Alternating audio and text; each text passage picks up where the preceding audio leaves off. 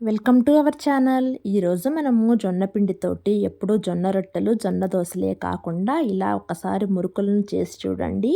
ఈ మురుకులు కూడా మామూలు మురుకుల్లాగా క్రంచీగా కరకరలాడుతూ చాలా టేస్టీగా వస్తాయండి. ఇప్పుడు దీన్ని ప్రిపరేషన్ చూద్దాము. ఒక ప్లేట్లోకి ఈ కప్పుతోటి ఒక కప్పుకు నిండుగా తెల్ల జొన్న పిండిని తీసుకుంటున్నాను.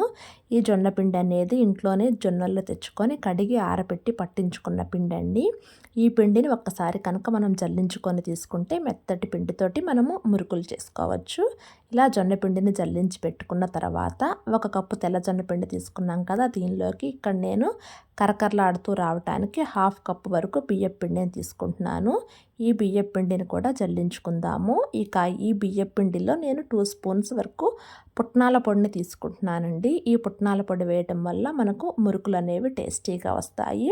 లేదంటే కొంచెం శనగపిండి కావాలన్నా వేసుకోవచ్చు, లేకుంటే ఉత్త జొన్న పిండి బియ్యం పిండి వేసుకొని అయినా సరే చేసుకోవచ్చండి. ఇలా పిండ్లన్నీ రెడీ అయిన తర్వాత దీనిలోకి రుచికి సరిపడా సాల్ట్, తర్వాత కొద్దిగా కారము వేసుకున్న తర్వాత ఇక దీనిలోకి కొద్దిగా వామును తీసుకొని వామును కూడా ఈ విధంగా క్రష్ చేసుకొని వేసుకున్నట్లయితే మనకు వాము వాసన అనేది బాగా తెలుస్తుందండి.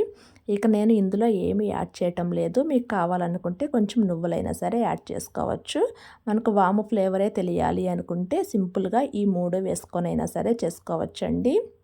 ఇలా ఒక్కసారి కలిపేసుకున్న తర్వాత ఈ పిండిలో టేస్ట్ చూసేసుకొని ఉప్పు కారం ఏమన్నా సరిపోలేదు అనుకుంటే యాడ్ చేసుకోవచ్చు.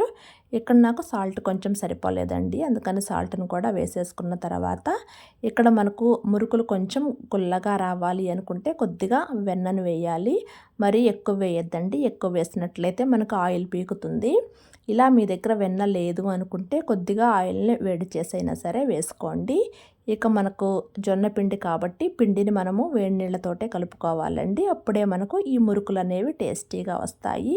ఇలా పిండిలోకి కొద్దిగా వాటర్ పోసేసుకున్న తర్వాత చేత్తో కాకుండా మామూలుగా మీరు గెంటితో అయినా సరే కలిపేసుకోవచ్చు. లేదంటే పైన ఇలా పొడి పిండితోటి కవర్ చేసేసుకొని ఆ వేడి చల్లారిన తర్వాత కలిపేసుకోండి. ఇక్కడ నేను ఫ్యాన్ కింద కూర్చొని తొందరగా చల్లారిన తర్వాత ఈ విధంగా సాఫ్ట్ ముద్దలాగా కలిపేశానండి.